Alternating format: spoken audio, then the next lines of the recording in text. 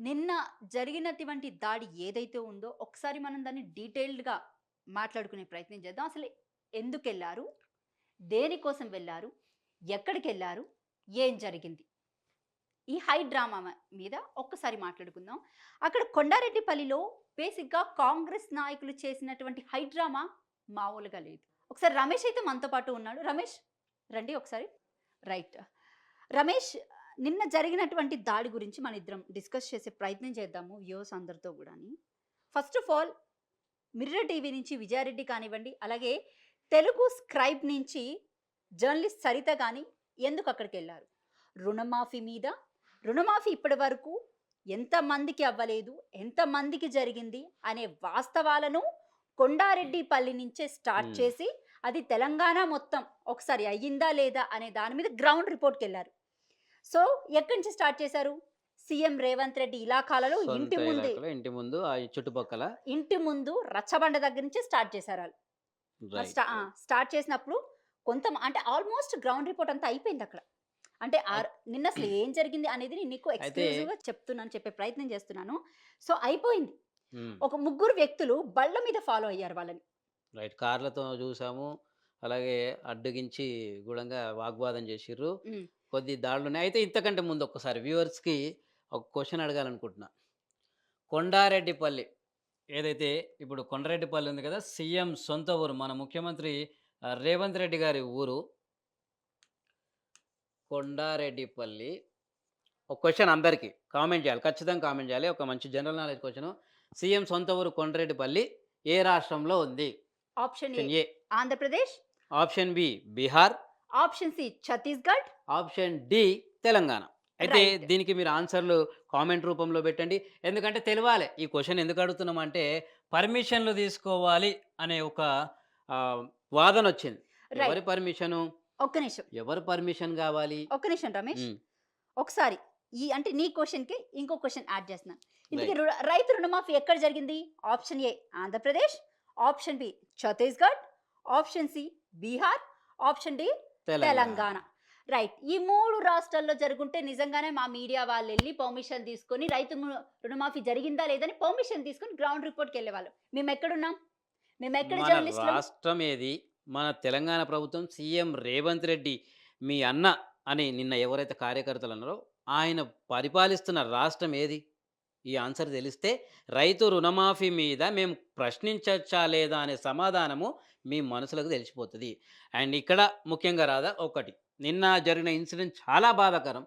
ఇంకా ముఖ్యంగా చెప్పాలంటే కొన్ని కొన్ని పిక్స్ ఏదైతే ఓకే. జర్నలిస్ట్ విజయారెడ్డి గారిది, అలాగే సరిత గారి విషయంకొస్తే, అంతకంటే ముందు బ్లూ టీ షర్ట్ అతను, లేదా కొంతమంది తెల్ల ఖద్దరేసుకునే వాళ్ళు మీదికి వాళ్ళసలు రావడం. ఎవరు మనుషులు? ఎక్కడి నుంచొచ్చారు? ఒక్కసారి మేము చూపించే ప్రయత్నం చేద్దాం. రైట్ రమేష్, ఒకసారి ఆ వీడియోస్ ఉంటే ప్లే చేయి మన దగ్గర. అండ్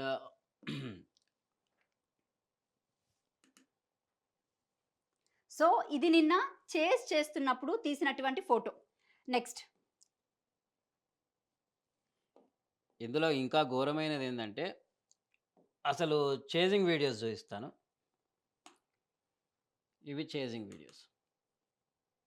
ఒకసారి ఈ వీడియోస్ చూడండి మీరు కూడా. ఆల్రెడీ మీకు ఇవి ట్విట్టర్‌లో అవైలబుల్ గానే ఉన్నాయి. బట్ ఎందుకైనా మంచిదని మేము ఒకసారి ఇవి డౌన్‌లోడ్ చేసుకొని మీకు ఎక్స్‌క్లూజివ్‌గా చూపించే ప్రయత్నం అయితే చేస్తున్నాం. రైట్. మిగతా జర్నలిస్టులు గూడంగా దీ దీని మీద చాలా ఇబ్బంది. అంటే ఒక ఎట్లా అంటే భయానక వాతావరణం క్రియేట్ జేషిర్రు. మరి చూడండి, ఒక జర్నలిస్ట్ ఆవేదన జూడండి. ఒక మహిళా జర్నలిస్టు ఆవేదన జూడండి. కంటతడి. ఆ! ఒకటి గుర్తుపెట్టుకోండి. చాలామంది ఊళ్ళల్లో ఒక మాట. కాంగ్రెస్ ఒస్తే పోలీసు రాజ్యం అనే మాట అంటే చాలామంది కోపం రావచ్చు గానీ, అయితే ఈడ పోలీసులు రక్షించాల్సిన టైంలోనే అదే పోలీస్ స్టేషన్‌లోకి వెళ్ళి, అక్కడనే అడ్డగించి ఏ ధైర్యంతోన ఆ కాంగ్రెస్ కార్యకర్తలు లేదా మీ రేవంత్ అన్న ఉన్నాడు గదా! ఆయన సపోర్టర్స్ ఏ విధంగా జర్నలిస్ట్‌ల మీద పోలీస్ స్టేషన్ గుమ్మంలో అడ్డగించి, ఎంత ధైర్యం లేకపోతే, ఎంత సపోర్ట్ లేకపోతే అలా జేస్తారు. పోలీసులే భయపడే రేంజ్‌కెళ్ళింది నిన్న జరిగినటువంటి ఇన్సిడెంట్. రైట్. పోలీసులే భయపడేంత రేంజ్. ఆ చేజింగ్‌లేంటో ఆ హ్మ్. చేసింగ్ వీడియో ఒకసారి మనం ప్లే చేద్దాం ప్లీజ్. రైట్. చేజింగ్ వీడియో ఒకటి ఇదిగోండి. ఒక్కసారి ఈ వీడియో మనం ఒక్కసారి నువ్వు కొంచెం పక్కా జరుగు, వాళ్ళు క్లియర్ కట్గా చూపించే ప్రయత్నం చేద్దాం మనం. ఇది పరిస్థితి. ఒక ఇదిగోండి. రే రే అనుకుంటా వినిపిస్తున్నాయి.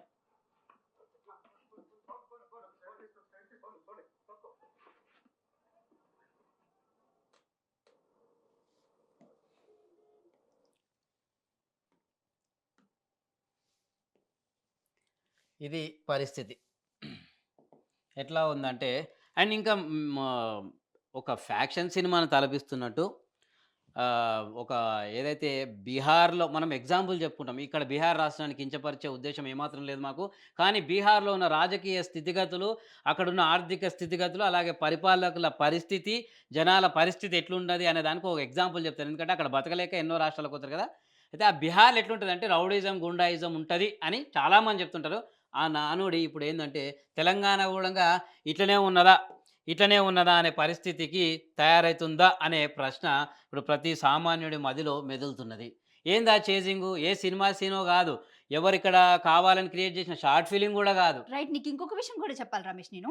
సో, నేను ఆ ముగ్గురు వ్యక్తులు ఫాలో అయ్యారని చెప్పాను కదా! దాని తర్వాత మీరెందుకు ఫాలో అవుతున్నారని సరిత మేడం వెళ్లి అడిగితే, రైట్. వాళ్ళక్కడ చెప్పింది. మీరసలు ఇక్కడ ఏం చేస్తున్నారు? ఎవరు పర్మిషన్ తీసుకొనొచ్చారంటే, గ్రౌండ్ రిపోర్ట్ చేయడానికి పర్మిషన్ తీసుకొని ఎక్కడా వినలే. మా వెళ్ళాలా? జర్నలిజం కెరియర్‌లో ఇంతవరకు ఎప్పుడూ వెళ్ళలేదు.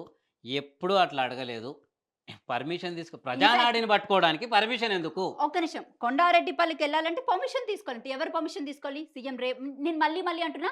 సీఎం రేవంత్ రెడ్డి పర్మిషన్ తీసుకొని సీఎం ఊరికి వెళ్ళాలా మేము చెప్పండి. ఎందుకు ముఖ్యమంత్రికి ఓట్లు అక్కడి నుంచి పర్మిషన్ తీసుకొనే పడ్డాయా? ఆ! ముఖ్యమంత్రి ఇళ్ళలోకి ఇప్పుడు వచ్చి అక్కడ ఊర్లోకి వచ్చేటోళ్ళందరూ పర్మిషన్ తీసుకొని పోతుర్రా?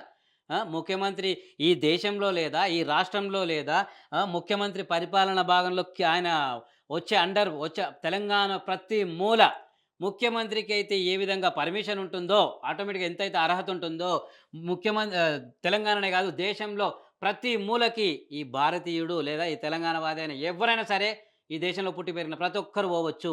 అది జస్ట్ ఒక సంఘ విద్రోహ శక్తులకు ఏది మీలాగా కార్లు చేజ్ చేసుకొని రావాలంటే పర్మిషన్ ఉండాలి. మీలాగా మైకులు లాక్కోవాలంటే పర్మిషన్ ఉండాలి. చెప్పులు లాక్కోవాలంటే పర్మిషన్ ఉండాలి.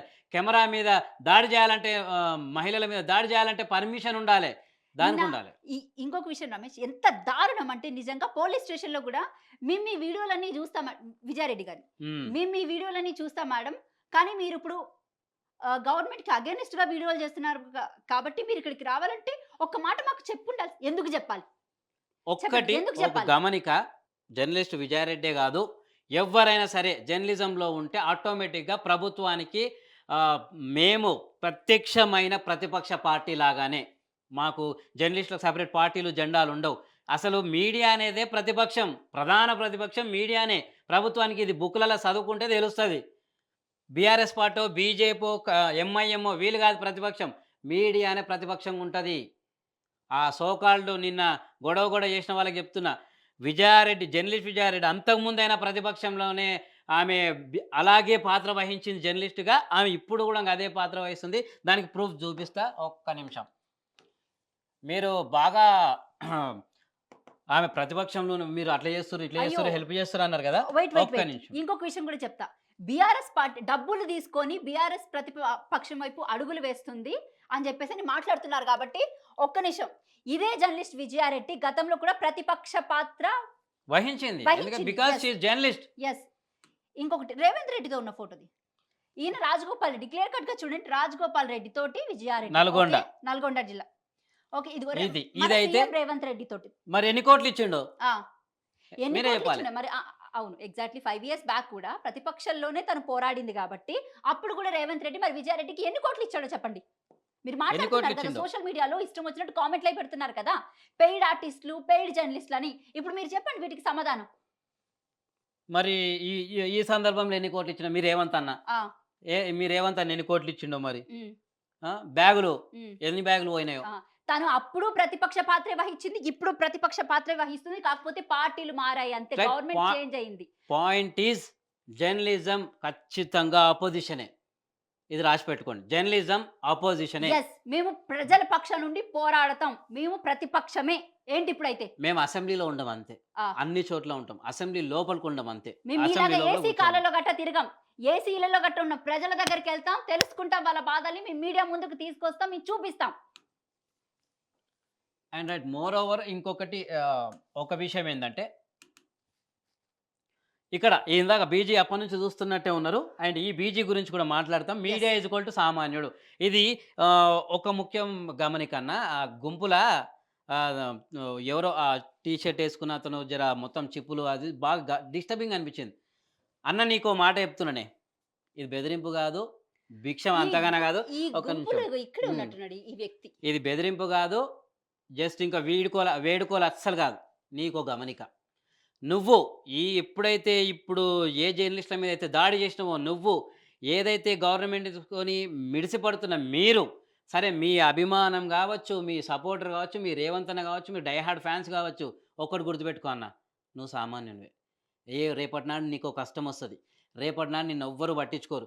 ఆ రేపటి నాడు నీ ముందలకొక మైకొస్తదన్నా, అది విజయారెడ్డి రావచ్చు, నేను రావచ్చు, తను రావచ్చు, ఇంకో జర్నలిస్ట్ రావచ్చు గానన్నా ఆ మైకే నీ గొంతన్న. అప్పుడు నీ గొంతే మేము వినిపిస్తాం. మేము పట్టుకొని ఏదో మీరు అనుకుంటారేమో, ఈ లోగో చూసి ఇది, ఈ లోగో చూసి అన్ని లోగోలు టెక్నికల్‌గా అన్ని లోగోలు పనిచేసేటివి జనం గొంతు వినిపించనీకనే.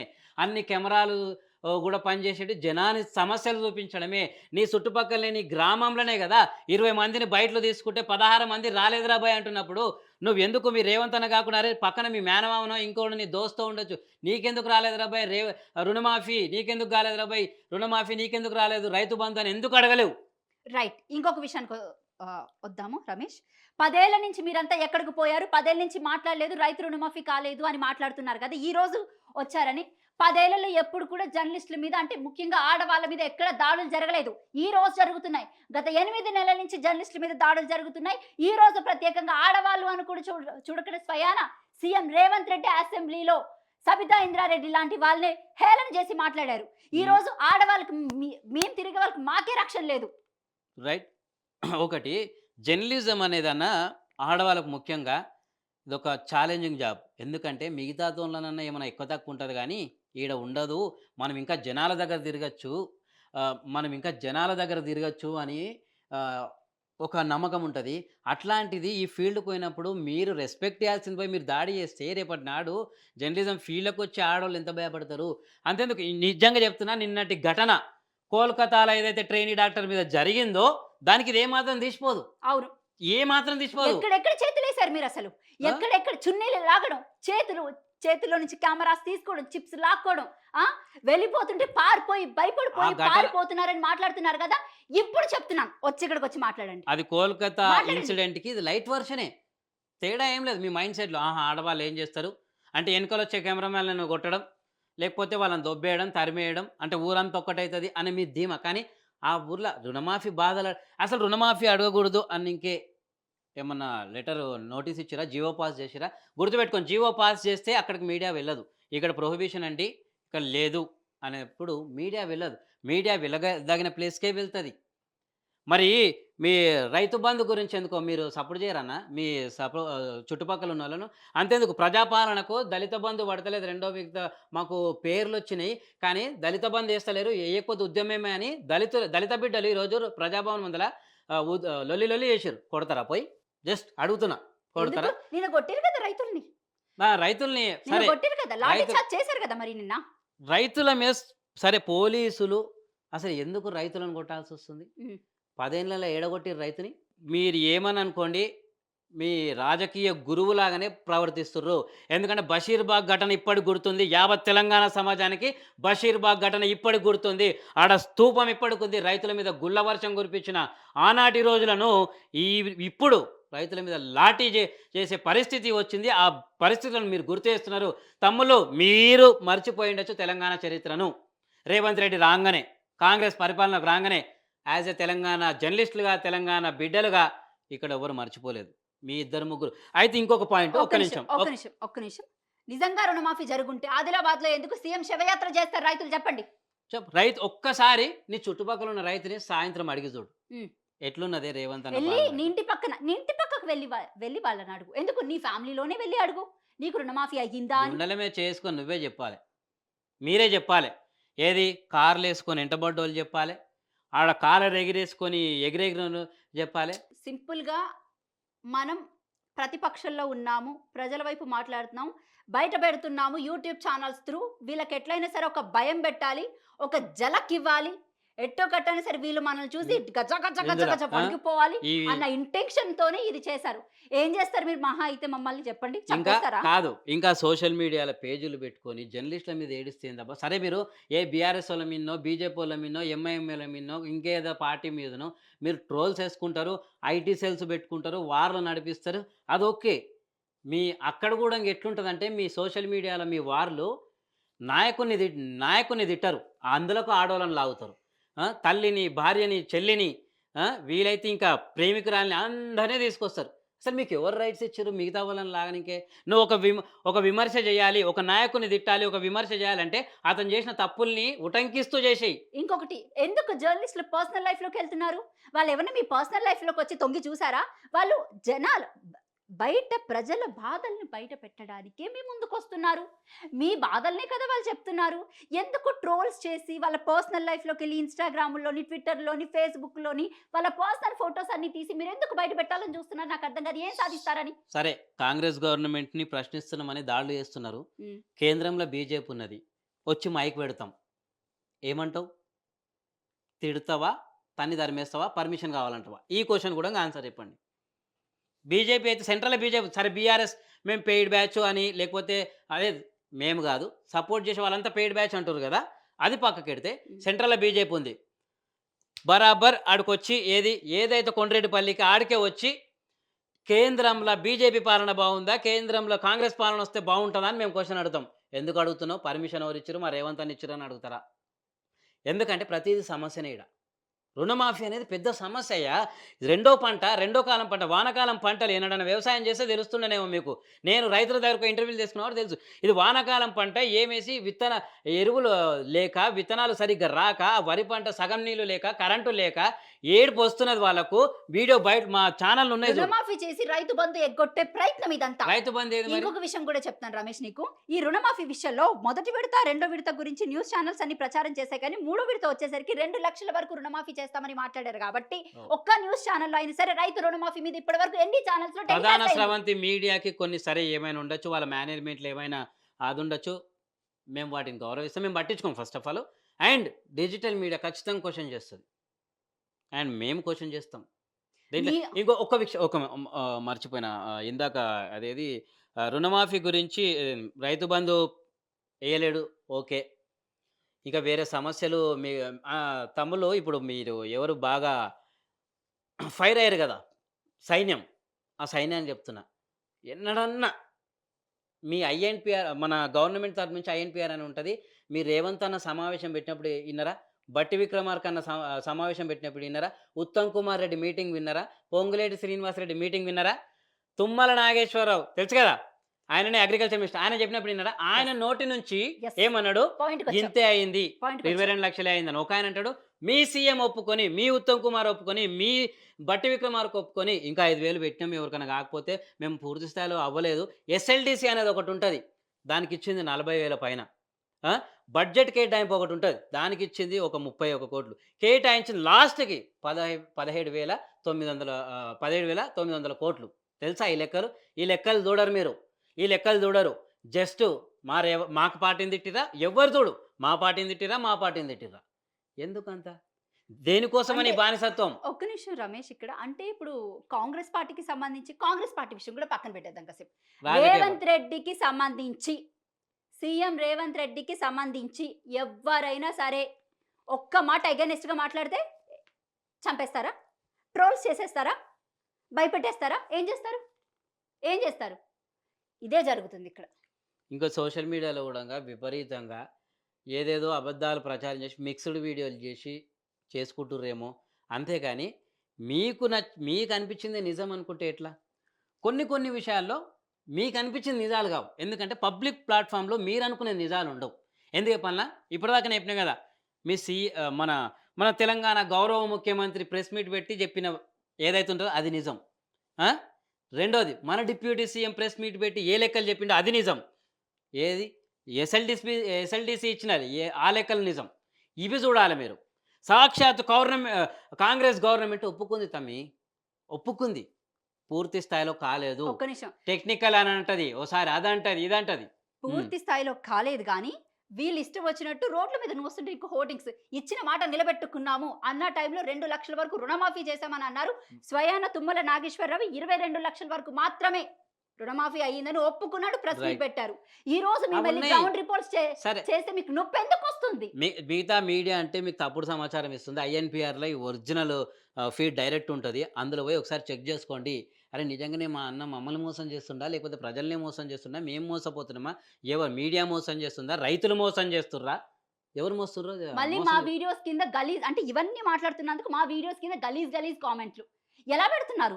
మీ ఇంట్లో ఒక అక్క, ఒక చెల్లి, ఒక తల్లి ఎవ్వరు లేరు మీకు. ఒక లాజికల్ ఆడదంటే రెస్పెక్టే లేదు మీకసలు. మీకసలు రెస్పెక్ట్ అంటే ఏంటో తెలీదు మీకు. ఇది అంటే ఇది మీ ఇళ్ళలో వాళ్ళకి కూడా జరుగుంటే మీకు తెలిసేది.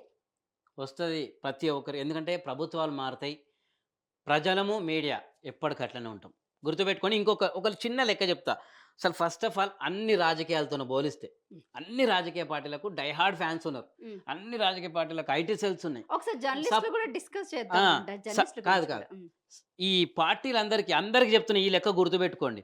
ఎందుకు మీడియా ఈజ్ ఈక్వల్ టు సామాన్యుడని పెట్టినా అంటే, ఈ రాజకీయ పార్టీలన్నిటికి ఏది కేంద్రం నుంచి వచ్చి అసలు కాశ్మీర్ నుంచి కన్యాకుమారి దాకా అన్ని పార్టీలకు ఈ దేశం పాపులేషన్‌లో చూస్తే 30% మంది ఫ్యాన్స్ ఉంటారు.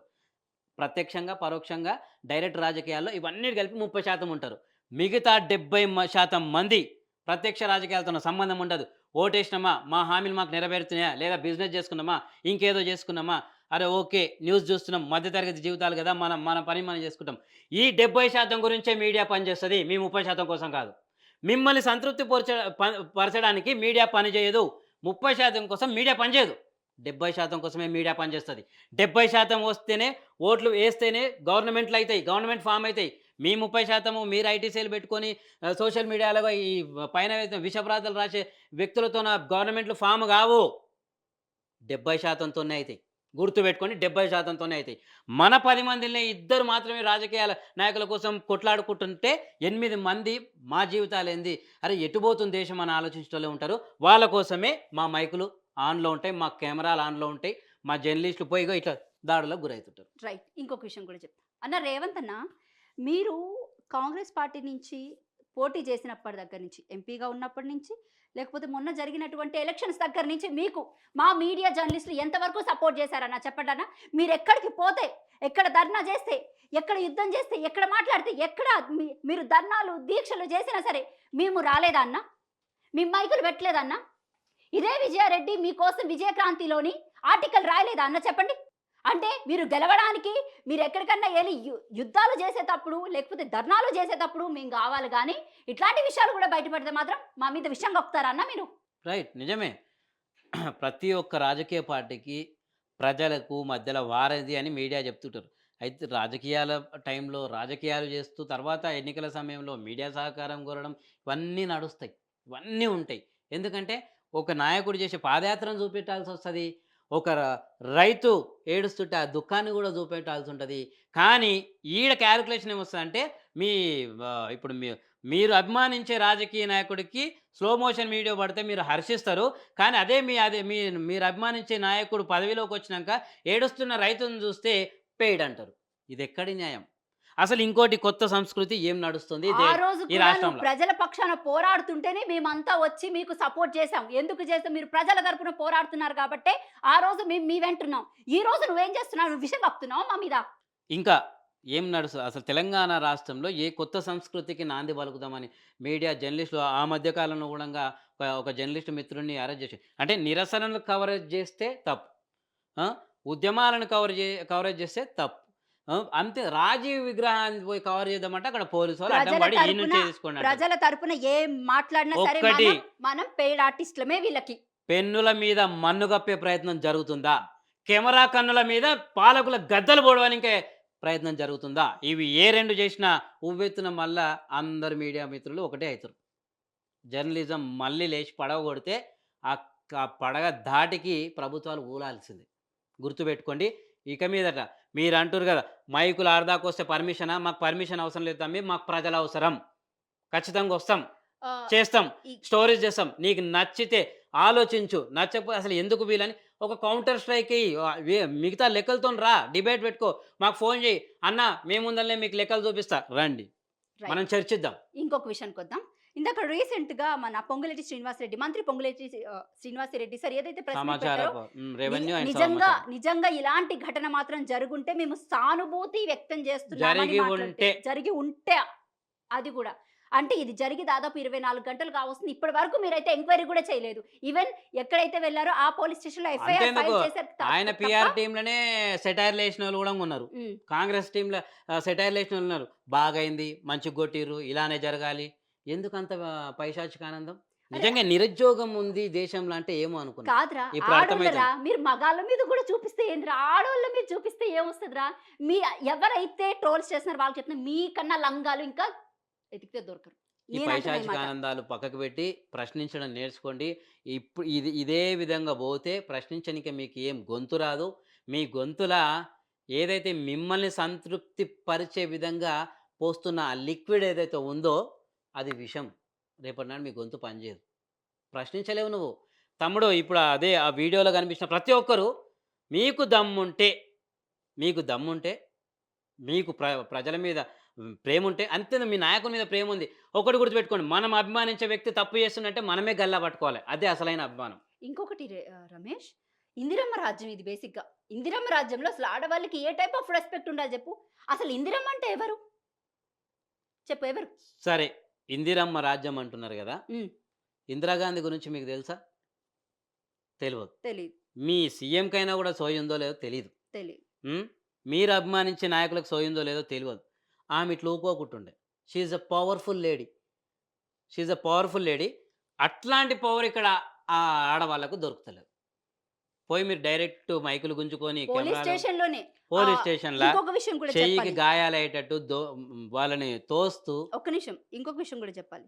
నయీం అనుచరుడు. మీకు ఆ ట్విట్టర్‌లో విజువల్స్. వీడియోస్ కనపడతాయి. ఆ హ్మ్. విజువల్స్ కూడా మన దగ్గర ఉంటే ఒకసారి ప్లే చేయడానికి ట్రై చెయి హ్మ్. నువ్వు. హ్మ్. నయీం అనుచరుడు ఎంత ఘోరంగా అంటే డైరెక్ట్‌గా సారీ, సరిత. జర్నలిస్ట్ సరిత ఎవరైతే ఉన్నారో తన మీద చెయ్యి లేపి మాట్లాడాడు. ఆయన ఒకప్పుడు నయీం అనుచరుడు. బీఆర్ఎస్ పార్టీలో ఎవరో అన్నారు ఈ కామెంట్. ఒకప్పుడు ప్రభుత్వం అతన్ని పెంచి పోషించింది. ఇప్పుడు ఈ ప్రభుత్వం పెంచి పోషిస్తుందని మాట్లాడుతున్నారు. సో, అక్కడ ఏం జరుగుతుంది? పోలీస్ స్టేషన్‌లోకెళ్ళి ఒక జర్నలిస్ట్ మీద చెయ్యెత్తేంత ధైర్యం చేశావంటే, నీ మీద కేసులు పెట్టడానికి కూడా భయపడుతున్నారంటే, పోలీస్ స్టేషన్‌లో కూడా నీ మీద కంప్లెయింట్ తీసుకోవడానికి, ఎఫ్ఐఆర్ ఫైల్ చేయడానికి భయపడుతున్నారంటే, నువ్వు అక్కడ ఏ మేరన నీ ప్రతాపం చూపిస్తున్నావో మాకర్థమవుతుంది. కానీ దానికి కూడా ఏదో ఒక రోజు సమాధానం చెప్పే రోజొస్తది మాకు. గుర్తుపెట్టుకో. ప్రతి ఇది ఒక్కరికి నేను నీకు చెప్తున్నటువంటి మాటిది.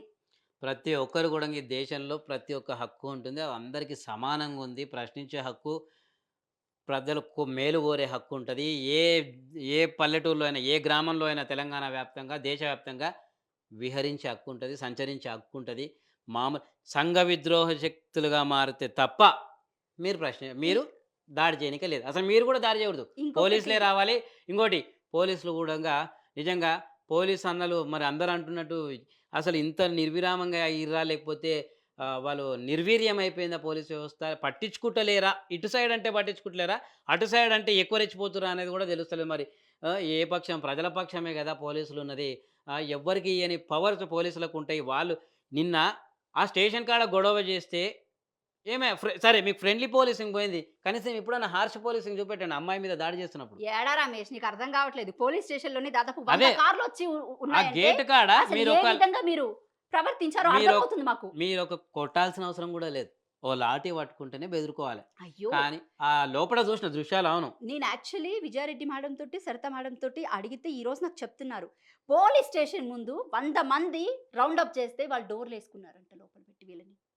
పోలీసులు కూడా అప్పట్లో ఏ డోర్‌లేసుకున్నారంట. 'ఇంద్రా' సినిమానో అట్లుంటుండే ఫ్యాక్షన్ ఆ! కథల్లాగా. మరి ఆ ఎగ్జాక్ట్‌లీ. సంస్కృతి తీసుకొస్తుర్రా తెలంగాణల? ఎగ్జాక్ట్‌లీ. తెలంగాణ అంటే కవులు, కళాకారులు, రచయితలు, ఉద్యమాలు, త్యాగాలు. ఇప్పుడు దేశంలో నంబర్ 1గా నిలుస్తున్న రాష్ట్రం. 10 ఏళ్ళు విడిపోతే కొత్త సచివాలయం కట్టుకుని ఇక్కడ మొక్కవోని దీక్షతోన, బెదురుకొని, నైజంతోన, ప్రజల అండదండలతోన, అందరితోన కలిసి కొత్త సెక్రటరేట్ కట్టుకొని టీవీగా నిలబడ్డ రాష్ట్రం ఇది. ఎండిపోయిన నేలలకు మేమెందుకు తెచ్చుకోము, మేము దేని గురించి కొట్లాడి తెచ్చుకున్నామో అదే అయితదని డైరెక్ట్ చెప్తున్నా. గత ప్రభుత్వం ఇది చేసింది. నీళ్ళు వారించింది. మా ఊరు పక్కన ఎండిపోయిన పొలాలుంటాయి. మాబ్నార్ జిల్లా పాలమూరు. కొడంగ మీ రేవంత్ అన్న సొంతూరు. అది మన ముఖ్యమంత్రి సొంత జిల్లా. ఉమ్మడి మాబ్నార్. ఒకప్పుడు ఇప్పుడు గూడంగా కొడంగల్ నియోజకవర్గం అక్కడనే వస్తది. ఇవన్నీ ఇప్పుడు నీళ్ళు పారించుకున్న ద రాష్ట్రం ఇది. మరి ఏమైందో ఏమో! ఉద్యమం ఊసే లేదు. ప్రశ్నలు ఊసే లేదు. ఆ ప్రశ్నించే తత్వమే లేదు. ఏమనంటే జయగొట్టుళ్ళు, ఆ పాటలు పెట్టుకునుడు. మీరు పార్టీలో వాళ్ళు కొట్టుకుంటా ఏమైందంటే మీరు మీడియా మీదకొచ్చేసిర్రు ఆడికి. ఇంకొక విషయం కూడా రమేష్, బీఆర్ఎస్ పార్టీకి పెయిడ్ జర్నలిస్టులమా మేము. మీరు చూసారా అసలు? మాకు డబ్బులియ్యడం మీరు చూసారా? మేము బీఆర్ఎస్ పార్టీకొచ్చి మేము వర్క్ చేయడం మీరు చూసారా? మా మీద మీరు కామెంట్స్ చేయడానికి పెయిడ్ జర్నలిస్టులని? ఆ! చెప్పండి. అవును, మేము ప్రజల తరపునే ఉంటాము. మేము ఆబ్వియస్‌గా మాట్లాడతాం. మీకు అట్లాంటప్పుడు అవునురా ఏంటిప్పుడు? యాక్చువల్‌గా కాదు. బి అహా! ఒక్క నిమిషం. ఒక్క నిమిషం. బీఆర్ఎస్ యాక్చువల్‌గా పార్టీకి మీడియా అంటే ఏమైపోయిందంటే, ఓ చిన్న ఎంటర్‌టైన్‌మెంట్ షోలు, లేకపోతే ఎవరో ఇన్‌స్టాగ్రామ్ ఇన్‌ఫ్లుయెన్సర్‌లని ఇంటర్వ్యూలు చేసుకుంటూ ఉండాలే. గవర్నమెంట్ జోలికి పోకూడదు. ఈ పార్క్ బాగుంది, ఆ గుడి బాగుంది, ఇది లేకపోతే ఇంకా చిన్న చిన్న గాజులు అమ్ముతారు గీడ, లేకపోతే గీడ బట్టలు అమ్ముతారు గీడ. అదంతా ఎంటర్‌టైన్‌మెంట్ పర్పస్. అస్సలు విజన్ ఆఫ్ జర్నలిజం అనేది నిన్న పోయి మైకులు పెడితే మీరు అడ్డం పడ్డరు చూడు. ఏడ నిజం తెలిసిపోతదో అని. ఆ నిజాన్ని తవ్వి తీయడమే మాది పని. తవ్వి తీయడమే. ఇది చాలామందికి తెలుసు జర్నలిస్టులకు. సరే ఏదేదో ప్రెషర్‌లతోన వాళ్ళు ఏం నోరు తెరుస్తలేరేమో గానీ, అంతర్గతంగా సపోర్ట్ వచ్చింది. నయం కొద్దిగా జర్నలిస్టులతోనే గూడా ఇంకా రావాలే. లేదు, లేదు. నేను నీకు ఈ విషయం గురించి కూడా ఇంకో డిస్కషన్ చేయాలి. టీజీ గ్రూప్స్‌లో గాని కొన్ని గ్రూప్స్ ఉన్నాయన్నమాట. వాటి పేర్లు ఎందుకు కానీ తర్వాత బీఆర్ఎస్ జర్నలిస్టులు, లేకపోతే కాంగ్రెస్ జర్నలిస్టులు, టీడీపీ జర్నలిస్టులు, బీజేపీ జర్నలిస్టులు, ఎందుకు జర్నలిస్టులు మీరు పార్టీలతో డివైడ్ చేస్తున్నారు నాకు అర్థం కావట్లేదు. అట్లంటే చెప్పండి. పార్టీకి పార్టీకి తగ్గ పేపర్‌లు టీవీలు, గీవీలు ఉన్నాయనేది గూడా వాస్తవమే. ఎవ్వరు ఎప్పుడైతే మాట్లాడకూడదు. అహా! ఎప్పుడైతే జర్నలిస్ట్‌కి ఒక హ్మ్. పార్టీ అంటగడతారో ఆబ్వియస్‌గా జర్నలిస్ట్‌కి ఎప్పుడు సపోర్ట్ రాదు. రాదు. ఇప్పుడు మనమంతా ఒక యూనిటీగా ఉంటేనే, మనమంతా ఒక యూనియన్ ఫార్మ్ చేసుకొని ఉంటేనే. ఏముందన్న ఒకటే. ఏ జర్నలిస్టులైతే ఇప్పుడు ఇట్లా అన్నారో, రేపు నీ దాకా గూడా వస్తారు వాళ్ళు. ఎగ్జాక్ట్‌లీ. వాళ్ళు ఎన్నో పోరు. ప్రతి ఒక్క సీనియర్ జర్నలిస్ట్‌కి చెప్తున్నా, ఇప్పుడొచ్చే కొత్త తరానికి చెప్తున్నా, నాతో పాటు ఉన్న వాళ్ళందరికీ చెప్తున్నా. మనం ఒకసారి ప్రశ్నించి చూస్తే ఆళ్ళొచ్చేస్తారు. అదెవరైనా సరే. ఏ ప్రభుత్వం, కేంద్ర ప్రభుత్వమైనా, రాష్ట్ర ప్రభుత్వమైనా మైక్ పెట్టి ప్రశ్న అడగండి. నార్మల్ ప్రశ్న కాదు. ప్రశ్నించే తత్వం ఉన్న ప్రశ్న అడగండి. ఎందుకు చేస్తలేరు అంటే అది వేరు. సార్ మీ హామీలో ఏమున్నది అంటే అది వేరు. అప్పుడొస్తది. దయచేసి సరే ట్రోల్స్ చేసే వాళ్ళు ట్రోల్ చేసుకోండి. ఇక అది మీ విచక్షణకే వదిలేస్తాము. మీ జ్ఞానానికే వదిలేస్తాము. కానీ ఒకటి గుర్తుపెట్టుకోండి, జర్నలిజం అనేది ప్రశ్నించడానికే పుట్టింది. నీ ఇప్పుడు అడ్డం పడ్డోళ్ళకి గూడా రేపు ఆపదొస్తే మా మైక్ ముందలకొస్తది. మా కెమెరా వస్తది. ఎప్పుడైనా ఆదుకోనికే, మీ గలం వినిపియనీకైతే మేమున్నాం.